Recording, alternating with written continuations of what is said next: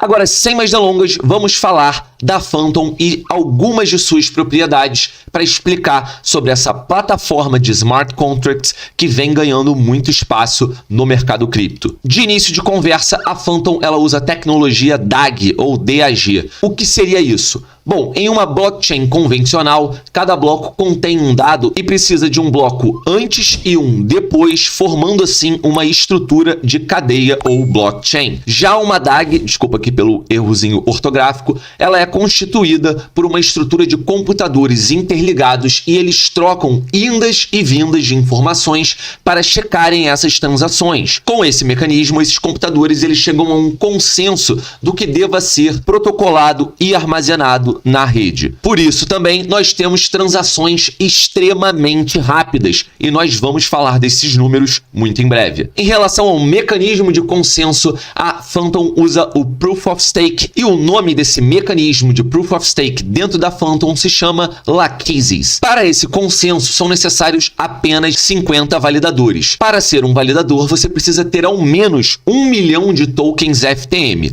Isso coloca em reflexão, de certa forma, a questão da descentralização, mas o mais importante é o fato de que, para enviar informações falsas ou atacar a rede de alguma forma, a pessoa mal intencionada ou hacker precisaria controlar 1/3 da rede. E isso é uma quantidade muito menor do que a maioria das blockchains, por exemplo, oferece como segurança. Foi um ponto negativo que eu achei dentro da FTM. Mas ainda assim, tem muita coisa positiva para se falar. E em relação às recompensas, você não precisa ser um validador da rede, ou seja, ter 1 milhão de tokens para participar dessas recompensas. Você pode delegar até um mínimo de uma FTM para um validador de confiança, isso é muito importante destacar, fazendo uma espécie de pool. E assim eles participam da DAG com tokens de outras pessoas e essas pessoas podem ganhar recompensas também.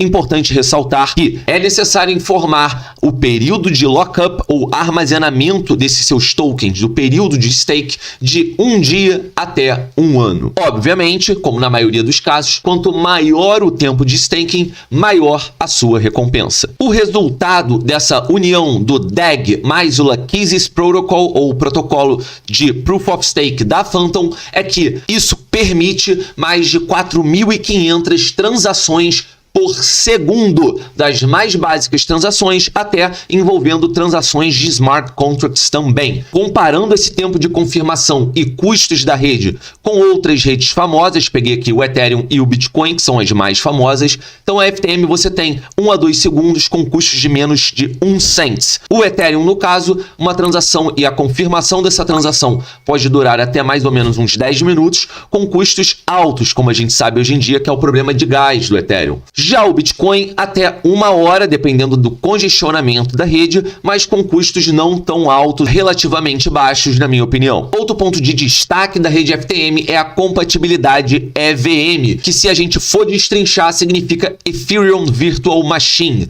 Basicamente, isso permite que qualquer criação feita na rede do Ethereum possa ser copiada, muito semelhante a um Ctrl+C, Ctrl+V, para a rede Phantom com mínimas alterações. Isso é muito positivo. Além disso, uma coisa que está interligada a esse fato da compatibilidade EVM é o seu programa de incentivo. A FTM lançou há 4 meses, mais ou menos, um programa de incentivo envolvendo quase 400 milhões de dólares. E nesse período de 4 meses, 21 equipes receberam recompensas de incentivo, mais de 22 milhões de FTMs distribuídos, e é um programa de incentivo totalmente programático, sem processo de aprovação arbitrária. Caso você tenha interesse, eu vou deixar o link aqui na descrição para você se informar e, quem sabe, ser um desenvolvedor e ser recompensado dentro desse programa da FTM, que me parece muito interessante. Outro ponto de destaque é que, diferente da Matic e a Vax, por exemplo, que deram tokens de graça como incentivo de marketing para seus usuários, a Phantom usa uma lógica diferente, foca suas premiações e recompensas para desenvolvedores, pessoas que realmente podem agregar e aumentar a usabilidade da rede. Outro ponto positivo da rede da Phantom é o branding forte que ela utiliza em seu ecossistema. Então, desde a exchanges descentralizadas a plataformas de empréstimo, seu ecossistema usa a temática principal da rede Phantom, que é essa pegada de Halloween, de fantasma e coisas do gênero, como retratei aqui utilizando a logo da Spooky Swap. E tem um outro projeto também famoso envolvendo lending, que é a Tarot dentro da Phantom. Além disso, a FTM conta hoje com criadores de conteúdo exclusivos para a FTM. Isso é muito bacana, porque eles realmente só reportam informação da rede e não falam de nada mais. Hoje o FTM Alerts é um YouTube já conhecido e um Twitter com mais de 110 mil inscritos, exclusivamente voltado para informações e alertas da rede. E isso traz a ideia de verdadeiros believers desse ecossistema, dessa rede tão famosa. Ponto interessante envolvendo a governança da Phantom é que, por exemplo, normalmente o padrão mais comum em relação à proposta de mudanças envolvendo qualquer rede, normalmente os detentores de tokens ou quem detém os tokens pode propor ideias para que outros detentores de tokens possam votar sim ou não na aplicação daquela nova ideia, e muitas das vezes também, quanto mais tokens você tem, mais poder de voto. Já na rede da Phantom, diferente de sim ou não, você pode votar para a aplicação daquela mudança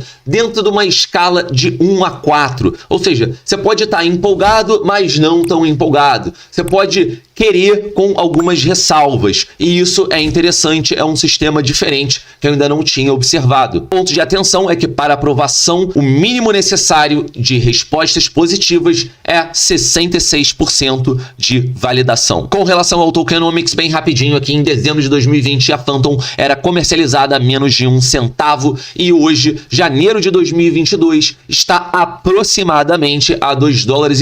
Lembrando que ainda estamos num momento turbulento, no momento em que o Bitcoin está recuperando a sua dominância. Precisamos ficar em alerta em relação ao ecossistema das altcoins, que a gente sabe que é muito mais sensível, mas ainda assim é um vídeo que eu estou fazendo para o longo prazo e me parece ser um projeto de longevidade. Além disso, a FTM é inflacionária, porém com um teto máximo de tokens. Atualmente tem 2,5 bilhões de tokens em circulação e 500 milhões mais ou menos, que é o restante para a gente bater esse teto máximo, que ficam em stake de smart contracts para recompensas futuras. Saindo agora rapidamente da apresentação para fechar esse episódio sobre a Phantom, o que me chamou muita atenção também, observando aqui no DeFi Lama, site o qual a gente pode observar a quantidade de valor de moeda, de capital travados em uma rede, ou seja, o TVL daquela rede, e me chamou a atenção o fato da Phantom ter um TVL maior